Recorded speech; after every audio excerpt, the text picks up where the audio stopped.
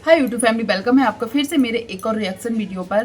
तो ये reaction video है स्नैपी गर्ल्स पर मैं भी खुद वीडियो नहीं बनाना चाहती, क्योंकि वो अपनी लाइफ शायद निगेटिविटी से दूर रखना चाहती, इसलिए वो अपने वीडियोस में कुछ नहीं ला रही। तो पर कुछ भी उसके ऊपर बोलने के लिए नहीं है, पर हम उसको हमेशा देखते हैं, उनके वीडियोस हमेशा देखते हैं, तो कुछ तो हम लोग भी फील कर जाते हैं।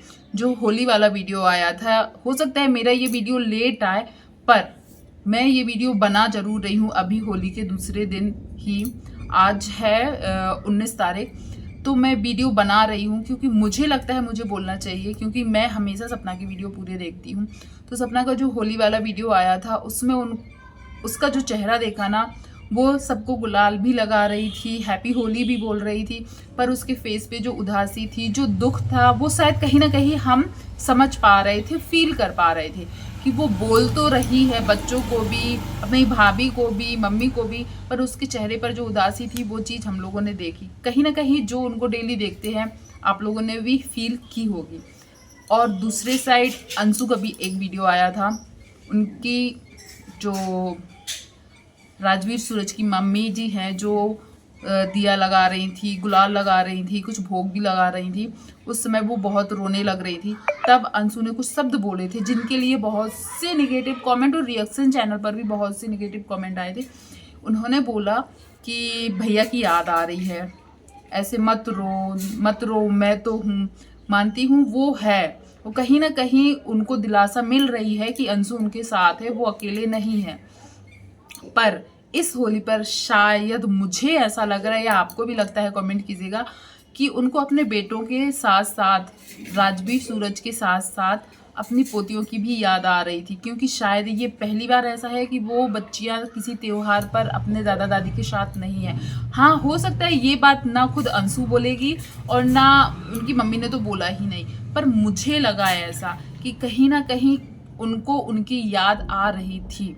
और वो चीज़ देखकर कहीं ना कहीं सपना शायद कितना ही बुरा बोल दे, उनको भी यही चीज़ खल रही थी कि देखो कितना भी कुछ करो, उन्होंने यदि अपने 2 बेटे खोए हैं ना, तो सपना ने भी अपने 2 पतियों को खोया है। उन 2 छोटी छोटी बच्चियों ने अपने पापा को खोया है, जो शायद कभी पूरा नहीं हो सकता है।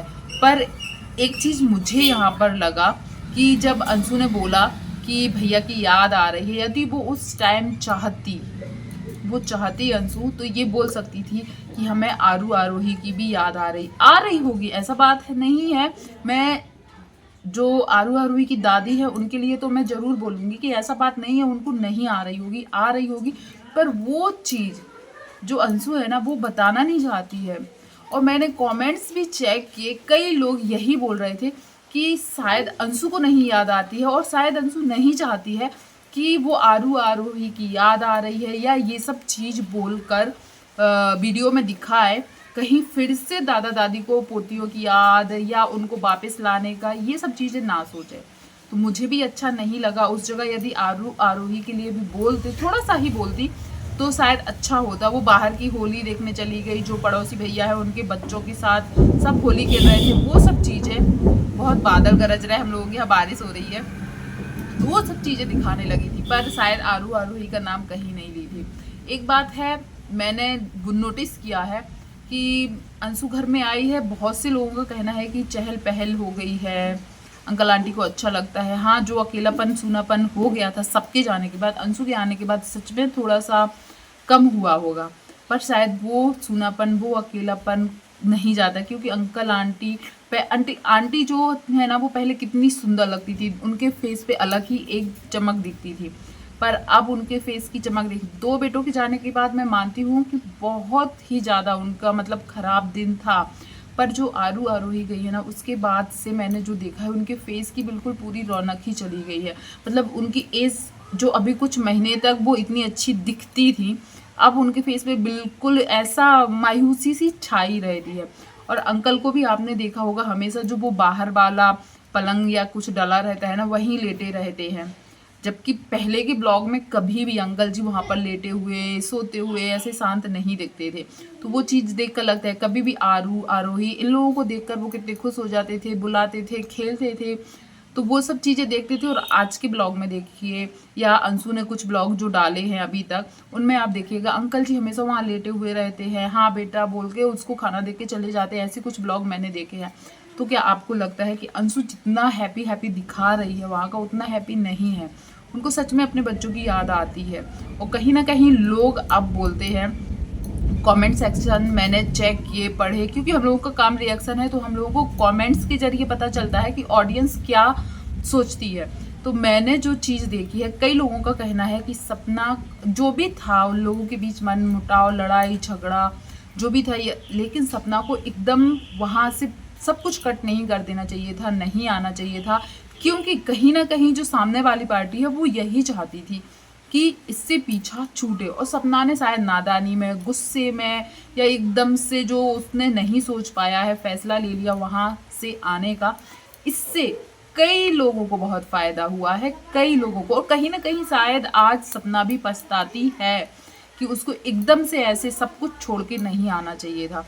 और मैं भी शायद यही बोलूँगी, बच्चों के भविष्य के लिए शायद एकदम से सब कुछ छोड़ के नहीं आना चाहिए था। पहले हर चीज़ डिसाइड होती, फिर आना चाहिए था, जो शायद कहीं ना कहीं सपना भी आज सोचती होगी। पर घर तो आज भी उसका है, ऐसे नहीं है कि वो आ गई तो वो नहीं जा सकती। पर एक सेफ्टी जो सपना बोलती है कि उसको वहाँ पर सेफ फील नहीं होता है, इस अकॉर्डिंग हम लोग भी उसको नहीं बोल सकते कि वो जाए, क्यों यहाँ है। पर जो ऑडियंस का मैंने कमेंट पढ़ा, मुझे लगा कहीं ना कहीं मुझे भी यही सही लगता है कि सपना को एकदम से वहाँ से छोड़कर नहीं आना चाहिए था। कई लोगों के काम आसान हो गए हैं जो वो लोग सोचते थे। और अंकल का तो नहीं, आंटी का जो रोने वाला वीडियो देखा था मैंने होली के दिन का, वो देखकर भी मुझे बहुत बुरा लगा, बहुत बुरा लगा कि कोई कैसे ही, मानती हूँ वो लोग अपने अंशु को बेटी के जैसे मानते हैं, और उनको उन बच्चों की याद आ रही है जो शायद अब इस दुनिया में नहीं है, उनके बेटे, पर उन बच्चों के अंश जो है यहीं है, इसी दुनिया में है, उनकी याद ना आ रही होगी, मैं ये नहीं मान सकती। और अंशु ने कहीं ना कहीं उनका जिक्र नहीं किया, जो शायद मुझे भी अच्छा नहीं लगा। कहीं ना कहीं उसको बोलना चाहिए था। और आप लोग क्या सोचते हो? सपना का फेस आपने देखा, सपना क्या बोल रही थी? कुछ उसने नहीं बोला, फिर भी उसके फेस पे साफ समझ में आ रहा था कि उसको अपने पतियों की या राजवीर जी की याद आ रही थी। और कहीं ना कहीं उस घर में उसका त्यौहार कैसा होता था वो चीज़ याद आ रहा था उसको, उसके फेस पे अलग ही दिख रहा था। और वही चीज़ हम लोगों ने आंटी जी के रोने पर भी देखा है। मैंने कभी भी अंकल आंटी के बारे में कोई भी बुरा शब्द नहीं बोला है, कोई भी, क्योंकि मेरा मन ही नहीं करता उन लोगों के लिए कुछ गलत बोलने का। पर जब एक माँ अपने बच्चों के लिए रोती है तब लगता है कि हाँ, कुछ तो देखो। अंशु बोलती, सबसे बुरी बात ये लगी है, उनके बेटे नहीं हैं, पर उनके बेटों की बेटियां हैं जो शायद उनके बेटों की थोड़ी कमी कर सकते हैं। उनको देखकर उनको लगेगा कि ये हमारे बेटों के अंश हैं, हमारे बेटों की बेटियां हैं, जो यदि बोला जाए खून का रिश्ता इस दुनिया में यदि उनका किसी से है तो उन्हीं बच्चियों से बस ही है। पर उन्हीं बच्चियों को शायद घर से निकाल दिया गया है।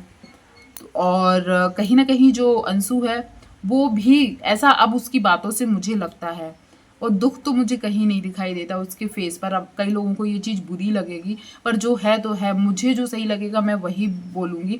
और कई लोगों ने भी बोला है, आप कमेंट सेक्शन चेक करते हो कि नहीं, कि अंशु सच में मास्टरमाइंड ही है। भाभी भाभी मेरी जान, मैं उनको छोड़ के नहीं रह सकती, मैं उनको दुखी नहीं देख सकती, वो सब चीज़ें हम लोगों ने वीडियोज़ में देखी हैं। और आज वही भाभी दर दर भटक रही है अपने दोनों बच्चों के लिए, पर एक छोटी सी भी झलक उसके फेस पे नहीं दिखती कि उसको दुख है उन बच्चों के लिए।